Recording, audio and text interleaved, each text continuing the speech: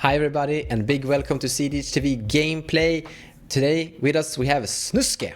Hello. So I wanted to play up Nixilis, but my list sucks because it's not updated. So I found a list from Wounded Satellite that made top 4 in the recent Mox Masters. I have looked over the deck once, so I hope it goes well, but it looks like some Curio loops, your Dualcaster Mage, just smack people in the face and the whole all will be one combo with it. A lot more turbo elements than I'm used to from the decks that I saw with this commander in the beginning. Should be interesting. Let's see how it goes. Hey, I am playing Fork Poppy's list from the Mox Masters tournament. This is TNT, so what I like about this build is it's using Sanctum Weaver and a few more enchantments to generate infinite mana as well, in addition to Devoted Druid. So let's give it a spin. I'm playing Toxrill. This is a 7-mana board wipe commander, so the goal is to get Toxrill into play, start removing my opponent's creatures, and then basically use those slugs that I create into drawing cards. Otherwise, we can gain infinite mana and basically draw an entire deck with Toxrill and then win with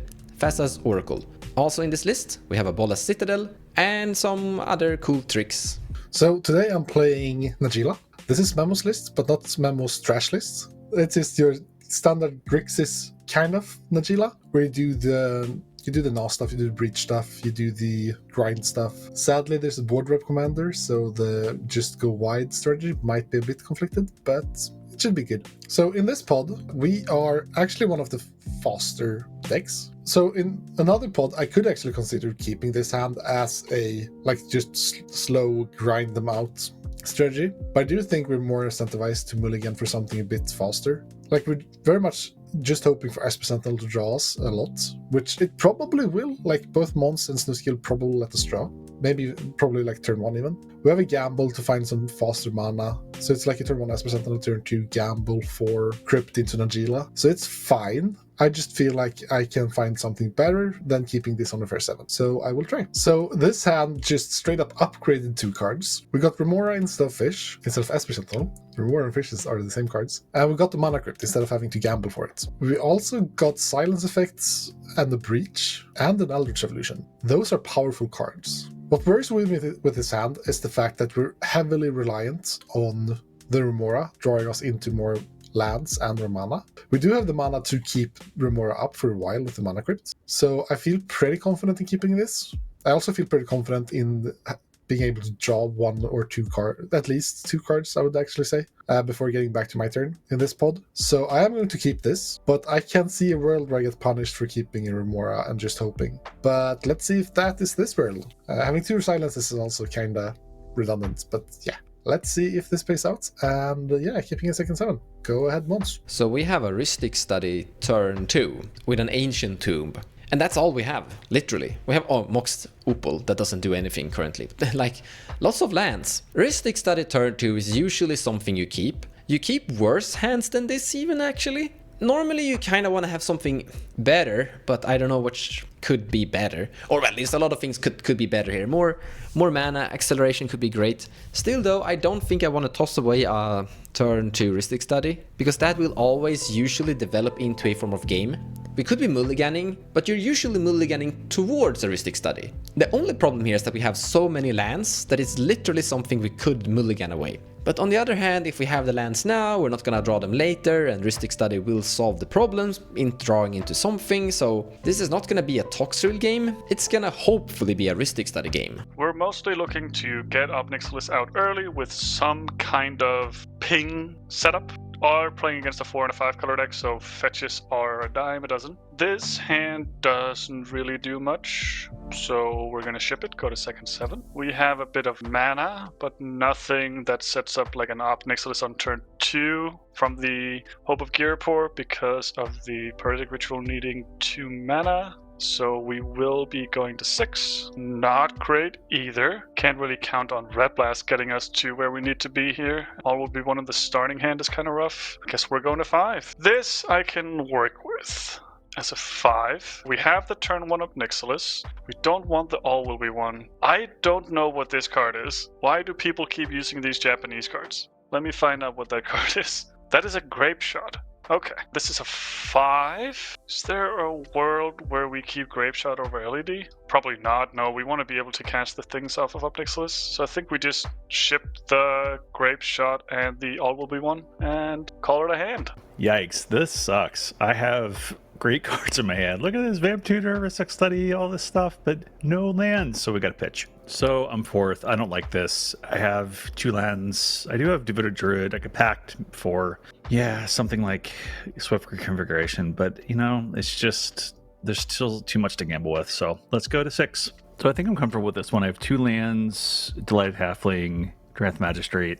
Although I am fourth, it sucks that I can't get it out earlier than turn 2. But, with these big boys on the field, besides Najeela, we may be able to get it out sooner. So let's just put away land and get started. I'll start us off. I'll draw for turn. Oh, okay. Land for turn will be with Foothills. I will crack it. Finding a tropical island. I'll tap it to cast a Mystic Remora. After that, I will cast a Jewel Lotus. I will crack it to cast my commander, Najeela. After that, I'll cast this mana crit. After that, I will pass. Draw a card for turn. Let's go with Ancient Tomb and pass. Alrighty, I'll draw for turn. I'll play what I think is a swamp, and I will cast a Jewel Lotus. You can draw. Up next to this hits the battlefield. I shall also pass. Draw a card for turn. Land for turn is a Flooded Strand, and I pass. I'll go to my turn. I'll untap, pay for Remora with my mana crit. Then go to draw. Land for turn will be a Underground Sea. I'll go to combat, and since damage is dealt in chunks and not individual pieces, I will just hit Mons for 4, not triggering Ob Nixilis if this goes through. I take 4. Post-combat, I'll tap 2 mana to cast a Wishclaw Talisman, and then I'll pass turn. Draw a card. Let's do Island. And then I will cast Ristic Study. Can't pay for fish. Pontus gets to draw a card. And then I'm passing the turn. Untap, draw a card. Rhetoric, can I persuade you to crack your fetch to maybe let me find some shit? For Pontus's board, and the Ristic Study, and the fish, and the Wishclaw, and the Najeela.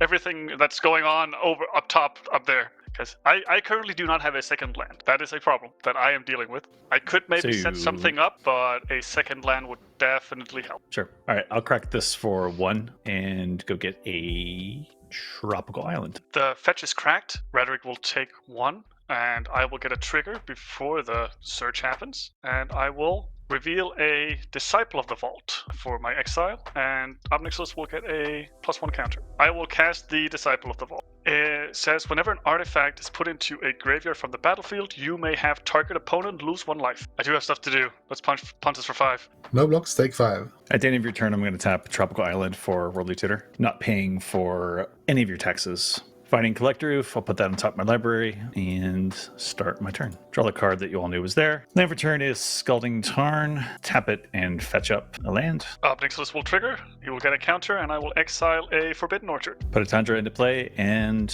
I will tap these 2 to cast Collector Roof, not paying for Ristic. Collector Roof resolves. I have 4 cards in hand. Pass turn. So here we have kind of a conundrum. That Collector Oof is kind of interesting here because it both really destroys our plans, but it also kind of doesn't really matter. So what we can do here is just to take a shield pill, let the game slow down, probably just pay for fish with our lands instead of the crypt. I forgot to roll for crypt last turn. We'll fix that. And just accept that the Wishclaw is dead. We can roll like the Oof at any point. So, like, having the Oof there isn't a problem, as long as we just have the Rollick anyways. But I also kind of want to use... I feel like I have a tempo advantage right now, and I would like to use that. So I feel like if there was a larger, like, Dockside count, I would probably just go for it here. But the fact that Dockside just makes 2 makes me kind of get there, but not really. So I'll just play it more safe and sit back for a bit, grind Najeela value, like, assemble some more value from just grinding the fish. And we're not stressed to take game actions yet, so play it safe, play it slow. Untap, upkeep, roll for crypt twice because I forgot last time. Odds is damage. I rolled a 1, so take 3. I rolled a 4, so I take 0, so 3 total. And I will pay for fish by tapping my lands. And then I will go to draw.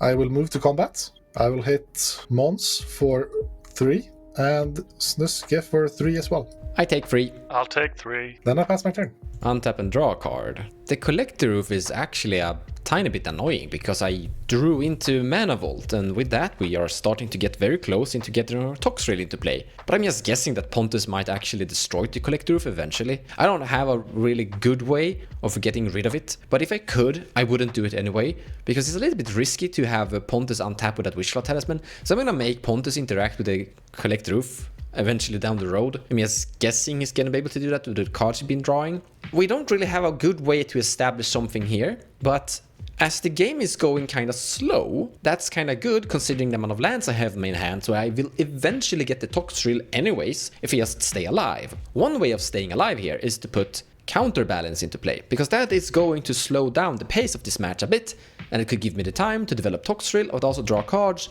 with the heuristic study. So I think that's the path we're gonna go with. We are not going to cast Mox Opal because I don't want to feed Pontus a card here, and Mox Opal isn't really doing anything. Even if Collector Roof wasn't there, it's still not tapping for mana anyways, so we're gonna toss it to hand size, I actually think. I'm gonna play this Reflecting Pool, blue, and I'm gonna cast a Counterbalance. And I cannot pay for fish. I'm ending my turn by discarding a Mox Opal, and then I pass. I will untap, draw for turn.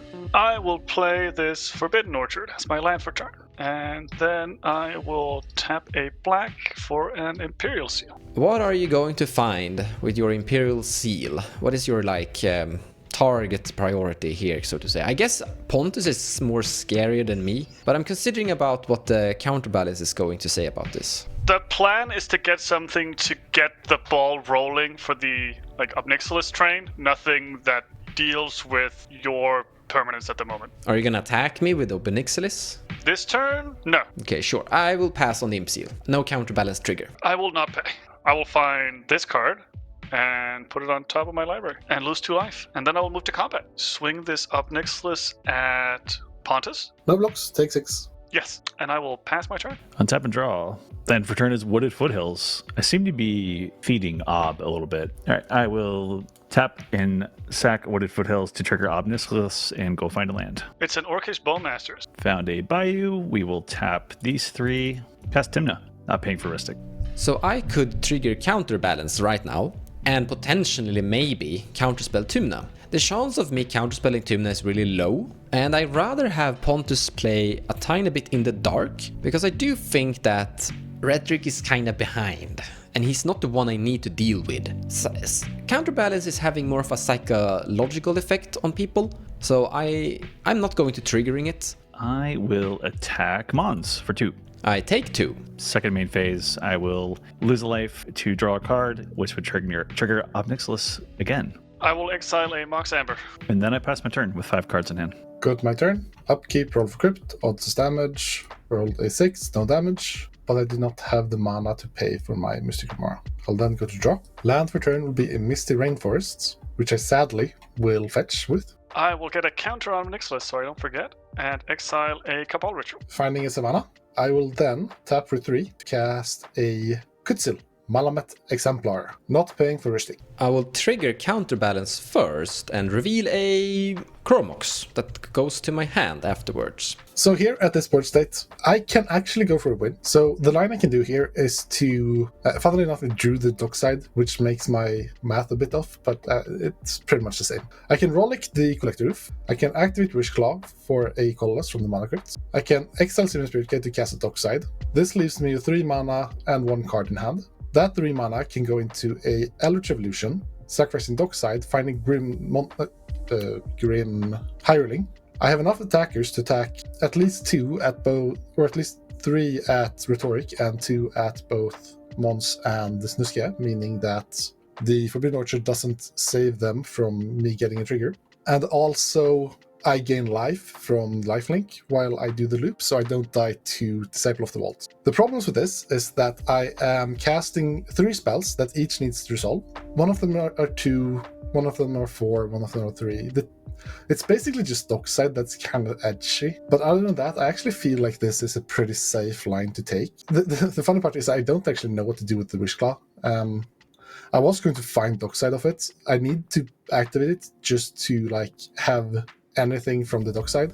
I can't really find anything that saves me from counterbalance, I think. So the best call would probably be to get a SWAT, which It's something. So the problem with this is that if I fizzle or like get stopped by the counterbalance, I'm just dead. Snuske needs one more counter on Ob and Rhetoric, and I will give him at least 3 from my dockside. And I would like to not die, but I actually think this is a really good window for me, especially given the fact that I have Toxrill in play, so there's less shenanigans that can occur, and no one has mana for Poseidon or Otavara. I'll cast a Deadly Relic targeting the Collector Roof, not paying for a stick. Triggering Counterbalance. I have drawn a card from Rhystic Studies, so we're getting a Flusterstorm to my hand.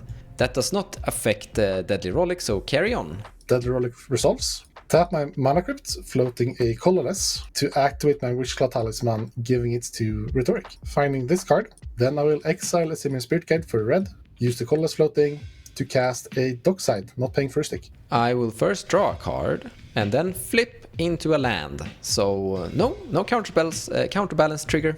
Dockside it be, I will make 3 treasures, due to the Witchclaw being under my opponent's control. I will sacrifice them one at a turn to make Snuske more happy, making 2 green and a red. For the first one, I would have Disciple of the Vault target you. Pontus will get a counter and exile a Arcane Signet. Next one will also go on Pontus. I will get a counter and a trigger for a Culling the Weak. And one more going at Pontus's face and getting a Pyroblast. I'll use the 2 green and 1 red to cast a Eldritch Evolution, sacrificing my Dockside, not paying for a stick. This is the moment of truth. Draw a card first, and then we flip into a 1 CMC Mystical Tutor. I thought it was an intuition for a super small second there, but no counterbalance doing anything here. So I got nothing. Eldritch Evolution will resolve, going to exile, finding a Grim Hireling. With that in play, I would like to move to combat. I will swing Najeela and a warrior at Mons, 2 warriors at Snuske, and the remaining 4 at Rhetoric. So they all will take at least 1 damage, because I have enough attackers to get through the Forbidden Orchard, which means I will trigger Grim Hireling 3 times, making 6 treasures. I will crack 5 of them, taking 5 damage, and growing of Nixus a bunch, but then activating to take an extra combat. That extra combat also gives me lifelink, meaning that I will be able to out-sustain the damage from the Disciple of the Vault. And this way I will take infinite combats and kill all of my opponents. Good game. So that was easy. But it was really interesting when you mulligan a pretty good hand and just get the better version of it. And as I hoped, the Mystical Mara was able to carry me into a victory, basically. It wasn't as strong as I would hope for in this pod, but it still got me there. The oof was kind of annoying, but it was interesting that I was in a good position to just take a turn off and then try to do something else post that turn off. I needed that Toxrill to come into play. That Collector Roof. In hindsight, I think the Collector Roof could have hurt, because Toxrill will just empty the entire Pontus board state pretty fast. Or depending on, that Deadly Relic would have done something about it too, I guess. So maybe it wouldn't have mattered in the end, honestly. That Deadly Relic was about to have to work overtime. I had, if the Toxrill landed, I would have 3 things I need to deal with 1 removal in hand. That's true. So then you would have to use it on Toxrill, and then you would have died to Ob and Rhetoric, maybe? Probably. And I would have had a hard time winning through the oof as well. Like this was my yeah. Go ahead. But it wouldn't have been an oof. That's the thing. If there's a no oof and there's something different, then there would have been a Toxrill. Oh yeah, that's fair. Because the mana vault would have, like, Rhystic Study helped me out a bit here. Like, I'm sitting with a really good hand, but I got delayed by the oof, so I couldn't get my Toxrill in play, and the game ended too fast for me to capitalize on the value I gained from Rhystic Study. Basically, that's what destroyed my game. Yeah, that's fair. So I actually had Breach Intuition in hand as well, but that line required more mana, so I didn't go for it. And there was more counterbalance opportunities to stop me completely. Yeah, Lance just does it, kinda, or hurt a bit. Yeah, I think I was greedy. The Orcish Bowmasters was too greedy. I didn't see Pontus going for a win with the Oof already down. I thought he needed more time, and I thought I had time to set up the Orcish Bowmasters. Probably should have gotten some kind of removal. Maybe for the Najeela or anything else that would come up. But it was a tough one. Like, in hindsight, of course, but at the moment I didn't really read Pontus having that line available. I don't think. Oh well, sure. Lightning Bolt would have saved us in response to Kutsil, but I think Orcish Bowmastery has came too late because it would have been a lot of different triggers from Rustic Studies and fishes and such. Yeah, the Upnexus just didn't pay off. Like I had it down turn 1, and then I had the LED if I needed to cast something big off of it the following turn, and just empty my hand for something good, but just didn't get it. It's been a minute since I've seen Collective do much, and I was of course gambling on being able to keep it alive. It did have Flusterstorm in my hand. Just surprised that it had such an impact. You guys were both Snuske and Mons just drawing cards, flipping things, flip, and we couldn't do anything eventually. So it was a little frustrating, but yeah. Counterbalance is actually kind of good in those situations where there's a Grand Abolisher effect in play because it still actually does something, except that it usually never does something anyways. I think Counterbalance has more of a psychological effect than an actual game effect. Yeah, that's kind of what I was feeling while I was like considering. Because if I go for that line, I'm guaranteed and get stopped by a Counterbalance trigger, I'm like just guaranteed dead on board. But I feel like casting 1 2 CMC spell, 1 3 CMC spell, and 1 3 CMC spell that you don't know matters that much makes it like that's not the really super common CMC for decks, especially not when they can't run like all the wheel packages and intuition and stuff, which are like the popular 3 spells. It's like Fierce Guardianship and Force of Negation that are the... In any case, this was a fast match. Hope you enjoyed the show. See you next time, guys. Take care.